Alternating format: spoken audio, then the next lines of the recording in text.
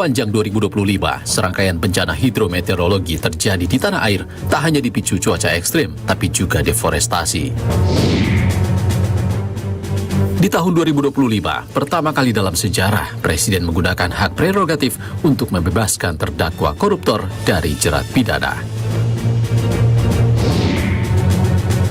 Berbagai tindak kriminalitas menjadi catatan kelam di penghujung tahun 2025. Indonesia tak selamanya menikmati bonus demografi. Sudah tepatkah langkah pemerintah untuk keluar dari middle income trap? Halo saudara, selamat datang di 60 Menit Special Report. Membuka mata, mengungkap fenomena. Bersama saya, Ihsan Sitorus, kita simak sorotan pertama. Di penghujung tahun 2025, banjir bandang dan juga longsor yang menerjang Aceh, Sumatera Utara dan Sumatera Barat menggegerkan publik. Sejumlah bencana hidrometeorologi pun terjadi di sejumlah daerah sepanjang tahun. Tak hanya dipicu cuaca ekstrim, tapi juga faktor alih fungsi lahan.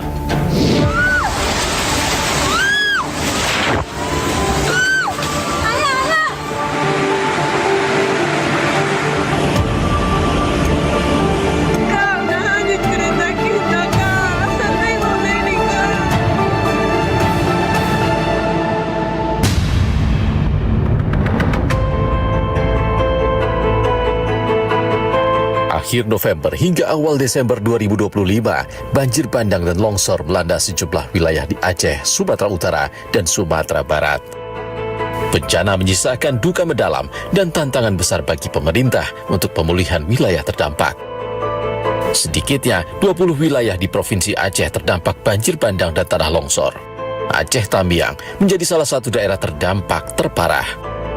Banjir juga merendam daerah Pidijaya, Aceh Utara, Biren, Aceh Timur, hingga Aceh Selatan.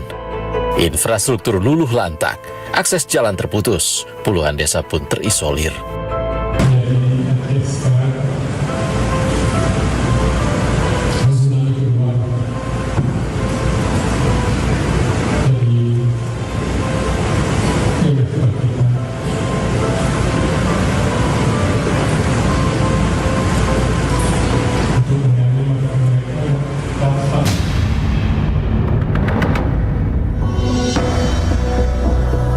Banjir bandang dan longsor juga menerjang Sumatera Utara. Di wilayah Batang Toru, Tapanuli Selatan, banjir bandang menyeret ribuan kayu gelondongan. Akibatnya, jembatan Anggoli yang merupakan jalur penghubung utama antara Kabupaten Tapanuli Selatan dan Tapanuli Tengah mengalami kerusakan parah. Akses transportasi pun terputus. Sumatera Barat tak luput dari bencana serupa. Sedikitnya 13 wilayah terdampak banjir bandang dan longsor. Kabupaten Agam, Kota Padang, dan Padang Pariaman menjadi wilayah terdampak terparah. Fenomena siklon senyar yang menghantar curah hujan tinggi memicu banjir dan tanah longsor di sejumlah wilayah Sumatera sebagai penanda fenomena siklon tropis kerap terjadi di berbagai wilayah Indonesia. BMKG telah mengeluarkan peringatan dini sejak November lalu. Namun, cuaca ekstrim tetap berpotensi terjadi sebagai dampak lanjutan sehingga potensi dampak bencana hidrometeorologi seperti banjir, banjir bandang, tanah longsor harus tetap diwaspadai terjadi di wilayah Aceh, Sumatera Utara, Kepulauan Riau, Sumatera Barat dan sekitarnya. Bukan semata dipicu faktor alam, banjir Sumatera merupakan bencana ekologis. Masifnya deforestasi dan pembukaan lahan hutan secara besar-besaran mengancam kelestarian alam Sumatera. Data statistik Kementerian Kehutanan tahun 2025 mencatat, sepanjang 2024, total deforestasi hutan di Indonesia mencapai 175.437 hektar. Sekitar 44% diantaranya, atau 78.030 hektar, terjadi di hutan-hutan Sumatera. Provinsi Riau, Aceh, Jambi, Sumatera Utara, dan Sumatera Barat menjadi wilayah dengan tingkat kehilangan hutan tertinggi. Pada 2024, Riau tercatat deforestasi terluas sebesar 29.702 hektar, sementara di Aceh mencapai 11.208 hektar, Jambi 8.290 hektar, Sumatera Utara 7.034 hektar, dan Sumatera Barat 6.634 hektar. Penanganan pasca bencana menjadi urgensi yang harus segera dilakukan pemerintah daerah dan pusat. Di Sumatera Utara, kerugian akibat bencana banjir dan tanah longsor diperkirakan mencapai 17 miliar rupiah. Sebelumnya, Gubernur Sumatera Utara Bobi Nasution memangkas anggaran bencana dari 843,1 miliar menjadi 98,3 miliar rupiah. Krisis anggaran dinilai menjadi penyebab lambatnya penanganan bencana Sumatera Utara. Pemerintah pusat menyebut akan siapkan anggaran hingga 60 triliun rupiah pada 2026 untuk pembangunan hunian sementara dan rehabilitasi pasca bencana Sumatera. Kalau yang kan diperkirakan 60 triliun ya tahun depan ya untuk rehabilitasi segala macam itu. Termasuk pembangunan itu Pak, rehabilitasinya apa aja sih? Sudah kita siapkan datanya, tapi kita aja di Pak Presiden sama Pak BNPB ya.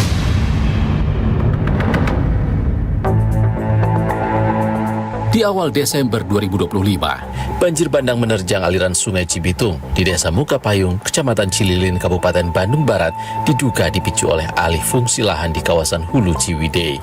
Sementara Sungai Citarum juga meluap akibat cuaca ekstrem dan menyebabkan banjir di Kecamatan Dayakolot, Bale Endah, dan Bojong Soang, Kabupaten Bandung. Sebanyak 34.497 jiwa terdampak banjir. Banjir juga melanda wilayah Jabodetabek pada 4 Maret 2025. BPBD mencatat Jakarta Barat, Selatan, dan Timur menjadi wilayah terdampak dengan ketinggian banjir 1 hingga 5 meter. Hujan ekstrem pada awal Maret lalu juga menyebabkan banjir di sejumlah wilayah Bekasi. Banjir merendam 7 kecamatan di kota Bekasi dan 14 kecamatan di Kabupaten Bekasi. Sejumlah fasilitas publik, mulai dari sekolah hingga rumah sakit ikut terendam. Berdasarkan data BPBD Provinsi Jawa Barat, lebih dari 52.000 jiwa terdampak banjir. Pasca banjir menyisakan genangan lumpur tebal di sejumlah permukiman dan fasilitas umum. Hujan ekstrem pada Maret lalu juga menyebabkan bencana hidrometeorologi di Kabupaten Bogor. BPBD Kabupaten Bogor mencatat 53 desa di 23 kecamatan mengalami bencana banjir, tanah longsor, angin kencang, dan pergerakan tanah. Sejumlah fasilitas umum mengalami kerusakan berat, jembatan penghubung antar desa putus, dan rumah warga hanyut terbawa arus banjir. Puncak, daerah Kunte, daerah hutan itu berubah menjadi area industri akibat PTPN itu kan menyewakan tanah-tanah di puncak untuk kepentingan politik.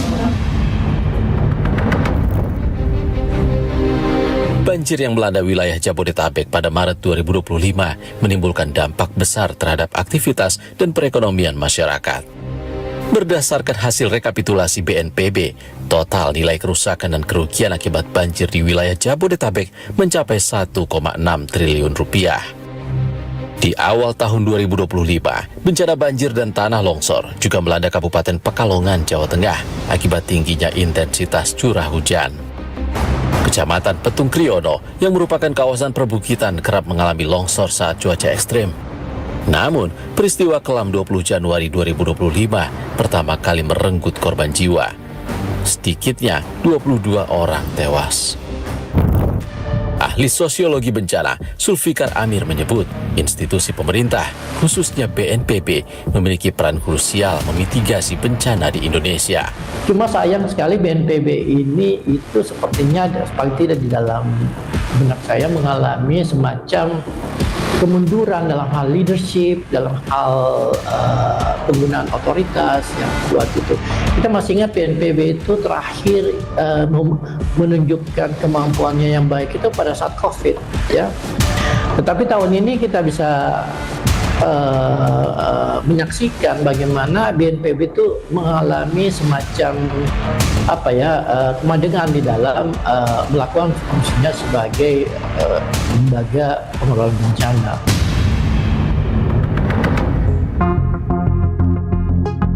Menurut Zulfikar, keputusan politik pemerintah pusat seperti kebijakan efisiensi anggaran terhadap BNPB jadi salah satu faktor lambannya penanganan bencana seperti yang terjadi di Sumatera akhir tahun ini. Saya melihat BNPB sepertinya mengalami pengurangan relevansi di dalam program-program pemerintah, khususnya dalam dalam pemerintahan Pak Prabowo ya. Dan saya sangat yakin pemotongan anggaran BNPB ini mempengaruhi kemampuan dan kapasitas BNPB dalam memitigasi peristiwa yang terjadi di Sumatera. Ya, dan belum lagi kita bicara tentang pemotongan anggaran yang dialami oleh 3 daerah menjadi korban dari bencana Sumatera ya. Jadi paradigma pembangunan dan paradigma tentang alam itu yang harus kita ubah gitu. Kalau misalnya memang kita ingin hidup dengan damai dengan alam yang ada di sekeliling kita, bagaimana kita bisa memanfaatkan alam dengan baik tanpa merusak. Tapi tentu ini bersifat sangat filosofis ya, yang harus kemudian diwujudkan secara real melalui kebijakan pemerintah. Saudara, di tahun 2025 untuk pertama kali Presiden menggunakan hak prerogatif untuk membebaskan tervonis koruptor dari jerat pidana. Informasi selengkapnya akan hadir usai jeda. Seharusnya Presiden dapat menahan diri, tidak mudah menggunakan hak prerogatif itu kecuali untuk kondisi tertentu demi menyatukan negara.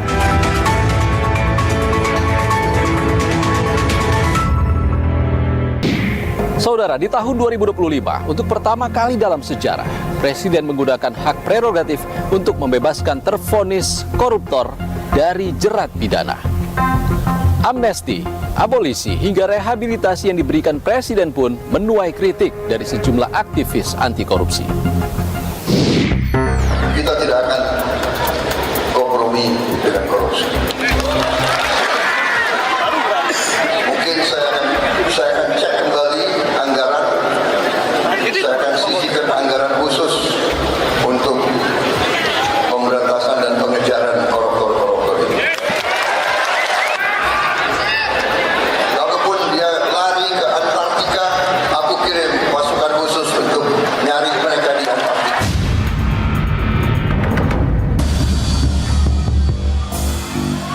Di tahun 2025, untuk pertama kali dalam sejarah, narapidana dan tervonis koruptor dapat amnesti, abolisi, hingga rehabilitasi dari Presiden.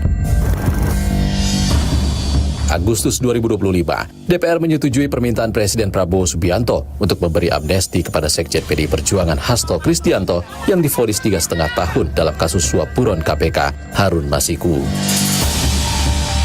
Serta abolisi kepada ex-Menteri Perdagangan Thomas Lembong yang divonis 4,5 tahun dalam kasus importasi gula di Kementerian Perdagangan.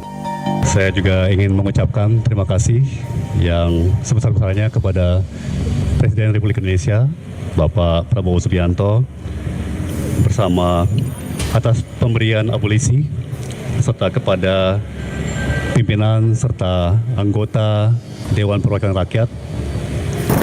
Setelah bertemu dengan keluarga, baru kemudian saya juga pagi akan laporan menggunakan telepon video call kepada Ibu Megawati Soekarno Putri terlebih dahulu. Karena bagaimanapun juga atas doa beliau, dukungan beliau, semangat dari Ibu Megawati Soekarno Putri, seluruh kader, saya dapat dengan penuh semangat menjalani seluruh cobaan ini dan akhirnya oleh Presiden Prabowo dibebaskan dengan amnesti. Saya sangat bersyukur dan mengucapkan terima kasih kepada Bapak Presiden Prabowo.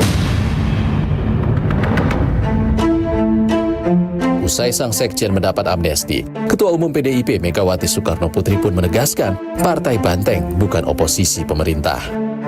PDI Perjuangan tidak memosisikan sebagai oposisi dan juga tidak semata-mata membangun koalisi kekuasaan. Kita adalah partai ideologis yang berdiri di atas kebenaran, berpihak pada rakyat, dan bersikap tegas sebagai partai penyeimbang. Sejumlah pakar hukum hingga koalisi masyarakat sipil menilai amnesti dan abolisi seharusnya diberikan untuk kasus politik, bukan perkara korupsi. Apalagi, baik Hasto maupun Tom Lembong sama-sama bertarung di pemilu 2024 dengan Prabowo Subianto.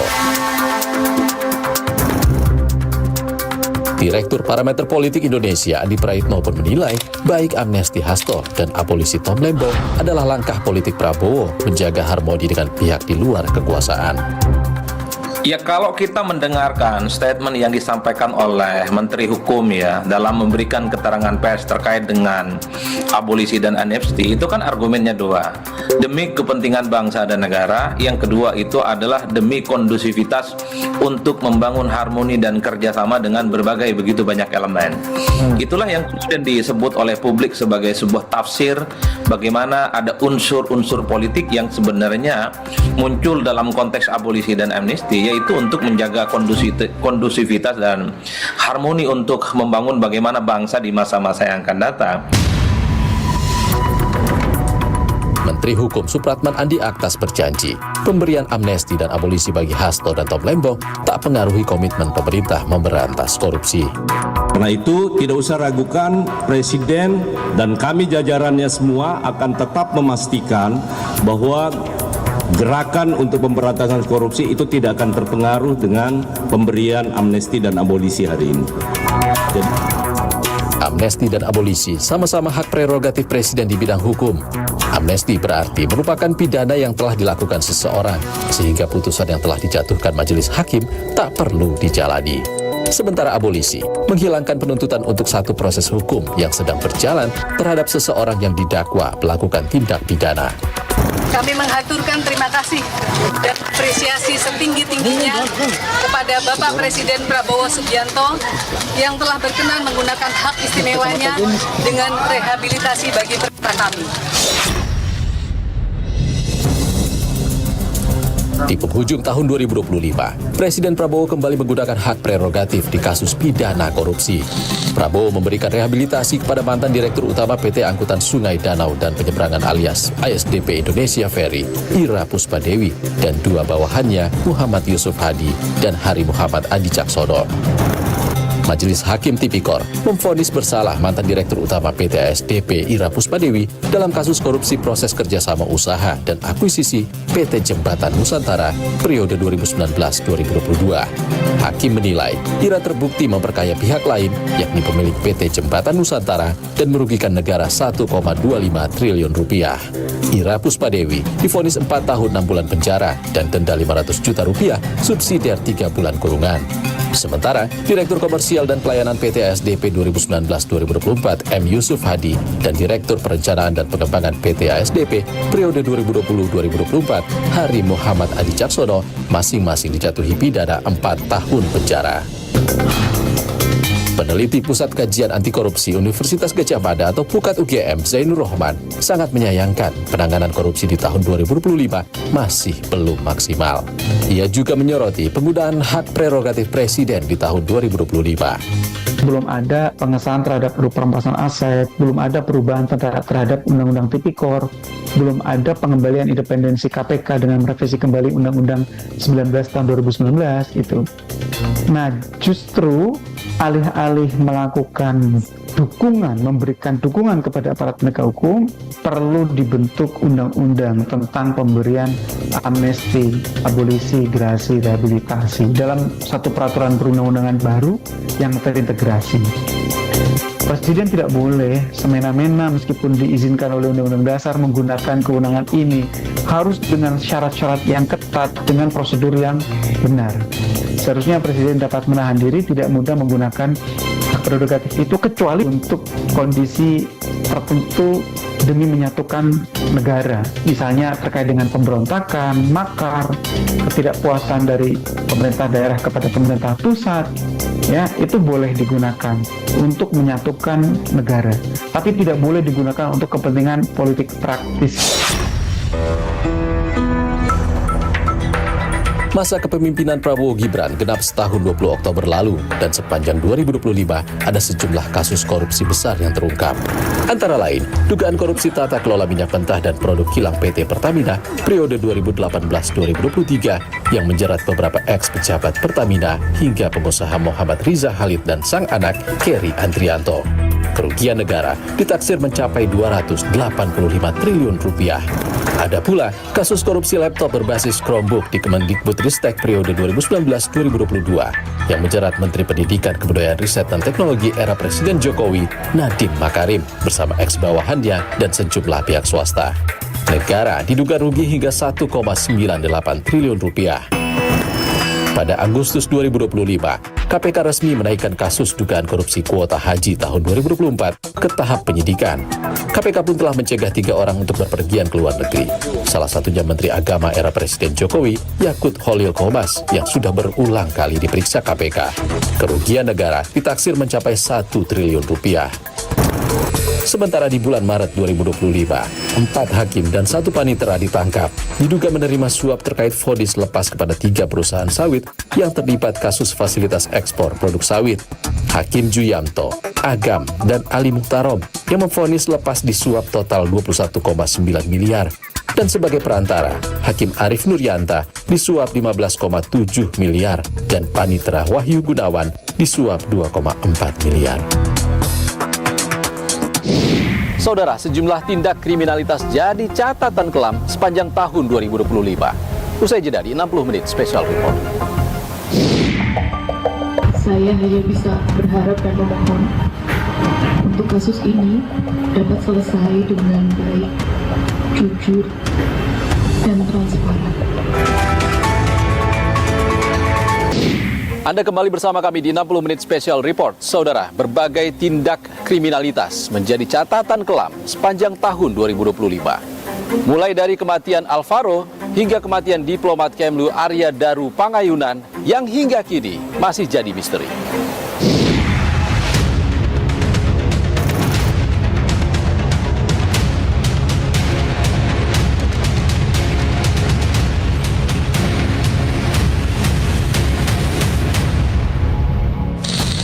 Sepanjang tahun 2025, publik digemparkan sederet kasus kriminal. Mulai dari misteri kematian diplomat muda, penculikan anak yang berujung duka, kasus mutilasi, hingga babak akhir sang ratu narkoba. Hingga jelang pergantian tahun, kasus kematian diplomat muda Kementerian Luar Negeri Arya Daru Pangayunan masih misteri. Polisi mengidentifikasi aktivitas korban lewat 20 titik CCTV sebelum ditemukan tewas di kamar indekos dengan kondisi wajah tertutup plastik dan lakban di Gondang Dia, Menteng, Jakarta Pusat. Kronologi bermula pada Senin 7 Juli, pukul 7:03 pagi, Arya berangkat kerja dan tiba di gedung Kemlu pukul 7:20 menit. Usai bekerja, sekitar pukul 17:52 waktu Indonesia Barat, Arya pergi ke Mall Grand Indonesia bersama seorang perempuan berinisial V dan pria berinisial D. Malam harinya, pukul 21:18 menit waktu Indonesia Barat, Arya mengantre taksi untuk kembali ke gedung Kemlu. Setibanya di lokasi, pukul 21:43, Arya terlihat naik menuju lantai 12 atau rooftop dengan membawa tas gendong dan tas belanja. Selasa 8 Juli 2025, Arya ditemukan meninggal oleh penjaga kos sekitar pukul 7:39 waktu Indonesia Barat. Hingga November, fakta baru terungkap. Polisi mengantongi 4 sidik jari asing di lokasi kejadian.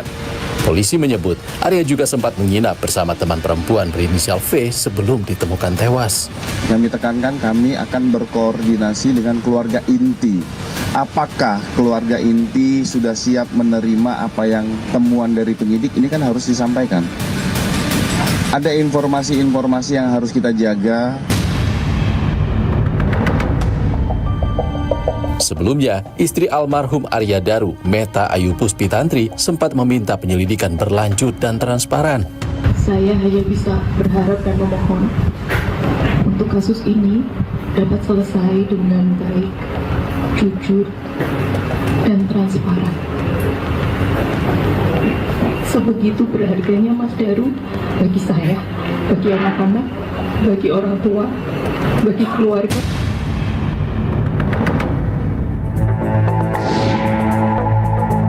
Pertengahan Desember, publik digemparkan kasus pembunuhan bocah berusia 9 tahun di rumahnya di kawasan Ciwaduk, Kota Cilegon, Banten. Korban yang merupakan putra Dewan Pakar Partai Keadilan Sejahtera Cilegon, Maman Suherman, ditemukan meninggal dengan luka tusuk dan hantaman benda tumpul. Jasad korban pertama kali ditemukan oleh sang ayah pada Selasa 16 Desember lalu. Korban hanya berdua di dalam rumah mewah itu bersama kakaknya yang berusia 11 tahun. Berdasarkan autopsi dan pemeriksaan 8 saksi, polisi memastikan korban tewas akibat pembunuhan. Sementara, terkait pemecatan 4 orang pegawai oleh ayah korban menjadi fokus penyelidikan untuk mengungkap kasus pembunuhan misterius lantaran CCTV rumah rusak 2 pekan sebelum tragedi berdarah itu. Kalau dugaan itu pembunuhan seperti ini dari pihak keluarganya, dari pihak 4 orang ada yang dipecat oleh bapaknya almarhum, itu semua tidak boleh ada yang dikecualikan dari dugaan sebagai pelaku.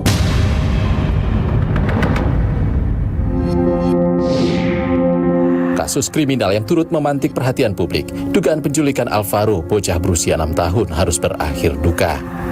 Dilaporkan hilang sejak 7 Maret lalu, Alvaro ditemukan telah berpulang ke pangkuan Sang Pencipta.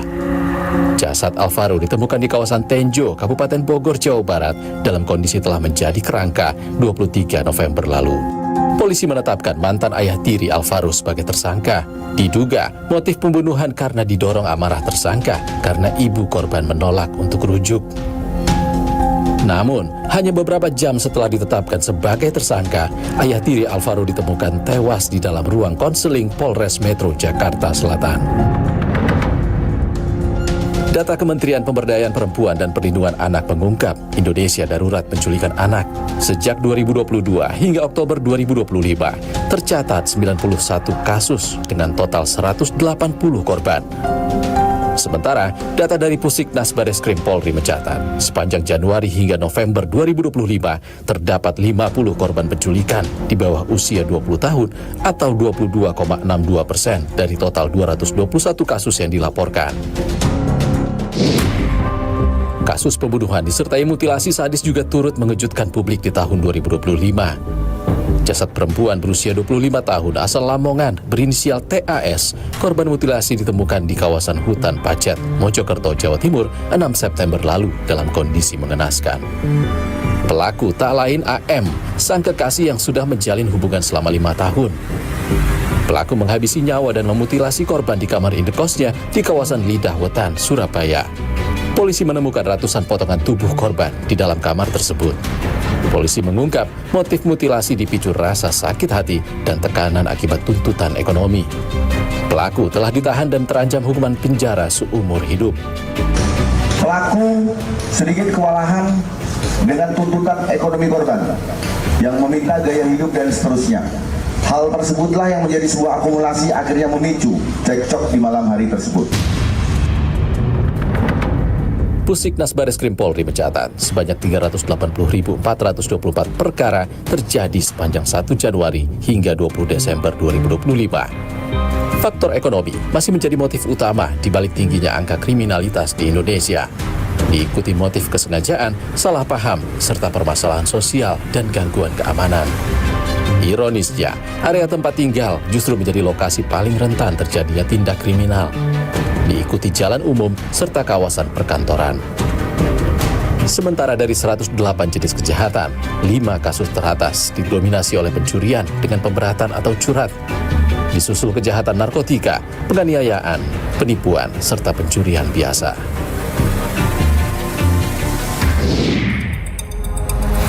Dari kasus narkoba, Desember 2025 jadi babak akhir Dewi Astuti, ratu narkoba sabu 2 ton senilai 5 triliun. Bertahun-tahun menjadi buronan kelas kakap di berbagai negara, tim gabungan Badan Narkotika Nasional, Badan Intelijen Strategis TNI, dan Interpol akhirnya menangkap Dewi Astuti, sang ratu narkoba internasional, di lobi sebuah hotel di Sihanoukville, Kamboja, 1 Desember lalu.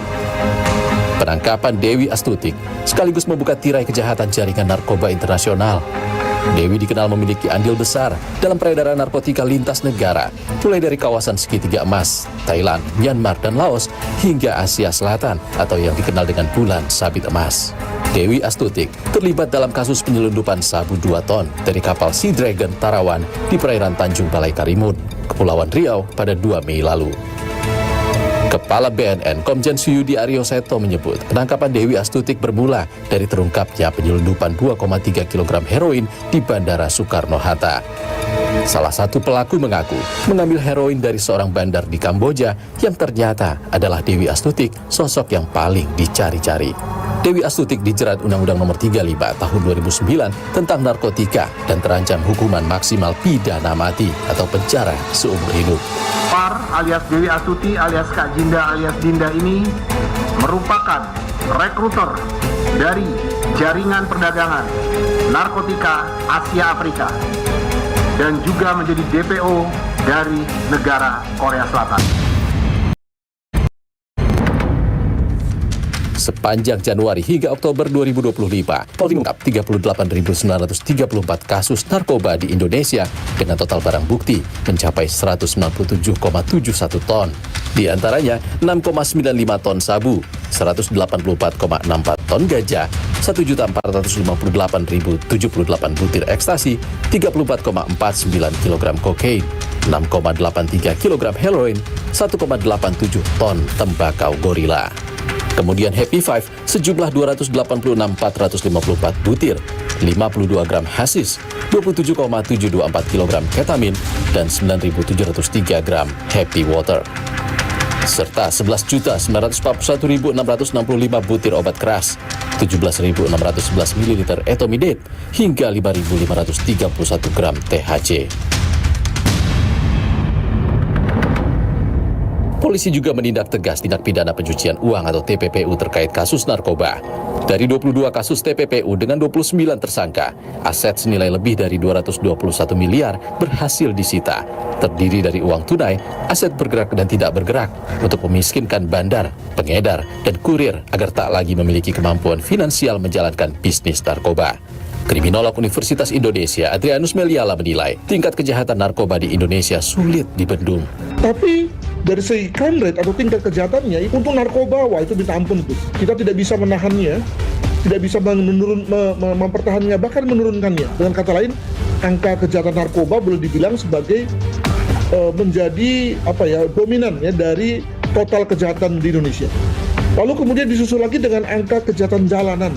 Itu adalah kejahatan yang terbangun atau terdiri dari berbagai kejahatan-kejahatan kekerasan. Nah, barulah kemudian kejahatan kekerasan yang mengambil setting tidak di jalan, ya, misalnya sebagai contoh kejahatan kekerasan yang berlangsung di rumah tangga, ya, tawuran gitu, baru pada tingkat ketiga. Berbagai tindak kriminalitas menjadi catatan kelam di penghujung tahun 2025. Menegakkan hukum dinilai bisa memberantas kejahatan. Namun, menciptakan lingkungan aman dan damai menjadi tanggung jawab bersama. Saudara, Indonesia tak selamanya menikmati bonus demografi. Lalu, sudah tepatkah langkah pemerintah untuk keluar dari middle income trap? Selengkapnya usai jeda di 60 menit special report. Memang menurut saya perlu percepatan. Ya, kalau kita ingin mulai keluar dari pertumbuhan ekonomi yang barangkali agak stagnan di 5%.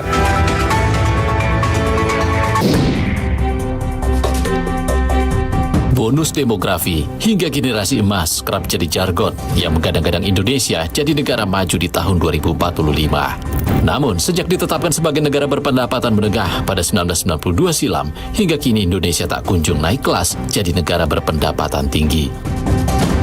Menteri Keuangan Purbaya Yudi Sadewa pun menyiratkan, Indonesia tidak boleh puas dengan pertumbuhan ekonomi hanya 5%.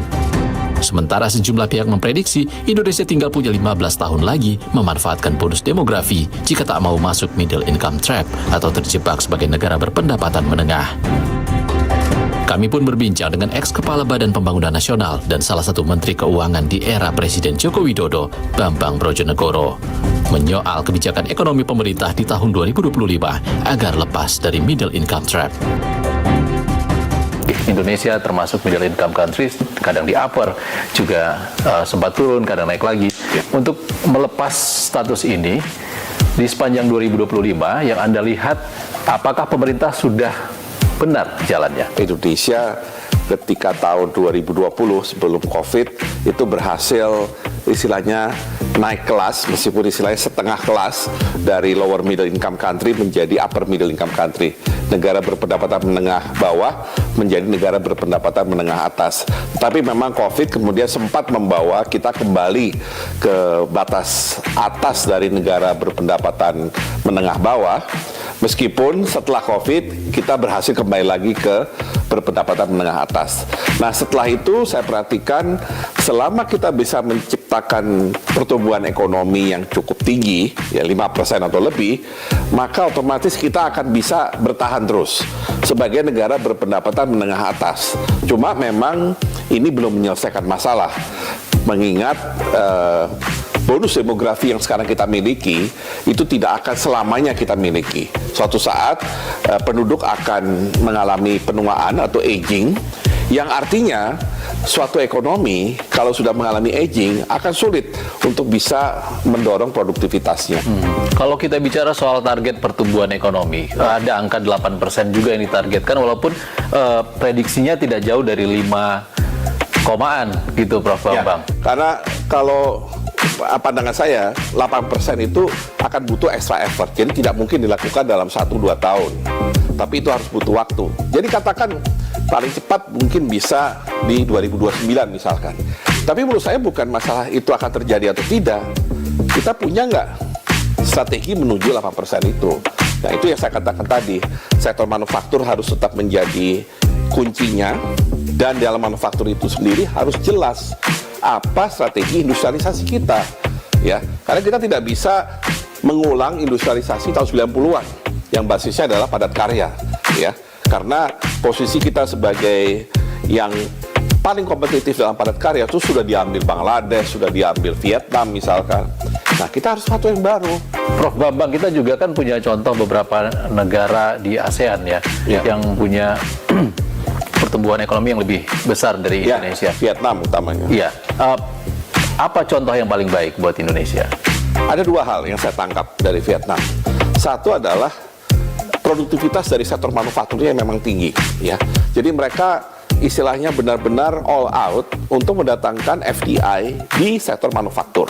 Ya, bahkan contohnya Samsung misalkan menjadikan Vietnam sebagai home base mereka untuk Asia Tenggara. Ya, dan kemudian mereka juga kayak sepertinya mendorong secara serius semacam inovasi dalam bidang teknologi sehingga mereka bisa bikin VinFast, mobil listrik yang dari Vietnam itu. Jadi dari situ kita lihat Vietnam itu fokus di manufaktur karena mereka tahu mereka nggak punya resources seperti kita. Jadi mau nggak mau istilahnya all out-nya ya di manufaktur. Hilirisasi Indonesia ini sudah sesuai nggak dengan yang tadi Prof sampaikan? Ya, hilirisasi adalah suatu kesempatan, opportunity, tapi kita harus benar-benar serius dan menjadikan itu barangkali sebagai trademark dari industrialisasi Indonesia. Kalau kita bicara mobil kan mobil Jepang, mobil Korea, dan sekarang mobil listrik mobil China, ya kan? Elektronik kita bicara di masa lalu elektronik itu Jepang, sekarang kita bicara Korea. Belakangan kalau kita bicara cellphone misalkan kita bicara China. Jadi artinya Indonesia barangkali akan kesulitan kalau kita head to head harus bersaing di dua produk tersebut. Berarti kita harus cari produk yang kira-kira kita punya keunggulan. Dan karena kita punya kelebihan dibanding mereka dalam sumber daya alam, maka inilah kesempatan kita. Kalau pandangan saya, kita masih dalam tahap awal. Ya, kita baru mengidentifikasi produk apa nih yang kira-kira punya potensi untuk hilirisasi. Dan kalau ini bisa dihilirisasi, akan jadi produk apa, perlu teknologi apa. Nah, ini kan masih pekerjaan panjang sebenarnya. Nah, jadi memang menurut saya perlu percepatan. Ya, kalau kita ingin mulai keluar dari pertumbuhan ekonomi yang barangkali agak stagnan di 5%. Terakhir Prof Bambang, untuk di tahun depan apa sebenarnya yang harus digenjot secara urgensi oleh pemerintah? Kalau saya lihat Indonesia tuh butuh fiscal space, ruang fiskal yang besar, ya, apalagi untuk mengakomodir program-program prioritas. Nah, kalau dari upaya meningkatkan fiscal space, yang nomor satu yang harus diprioritaskan adalah meningkatkan tax ratio, ya. Jadi meningkatkan revenue itu penting, karena tanpa revenue kita hanya sibuk nanti hanya memutar-mutar anggaran dengan jumlah yang terbatas, dan itu tidak menyelesaikan masalah. Masalah akan selesai kalau ruang fiskal makin besar. Ruang fiskal hanya makin besar kalau kita memprioritaskan dulu pada peningkatan tax ratio, ya. Dan peningkatan tax ratio itu jangan dilihat sebagai nanti menambah jenis pajak atau memajaki sembarangan, enggak. Perbaiki yang namanya tax compliance, kepatuhan pajak, karena seperti yang Pak Purbaya sering sampaikan, itu juga beberapa hal yang pernah saya lihat waktu saya menjadi Menteri Keuangan. Oke, terima kasih. Ya, sama-sama. Ya, terima kasih. Indonesia masih punya waktu menggenjot pertumbuhan ekonomi sebelum bonus demografi berakhir. Namun, daya beli dan kesejahteraan rakyat harus jadi fokus utama pemerintah. Saudara, kabar tadi menjadi penutup 60 menit special report edisi kali ini. Saya, Ihsan Sitorus pamit. Sehat selalu. Sampai jumpa.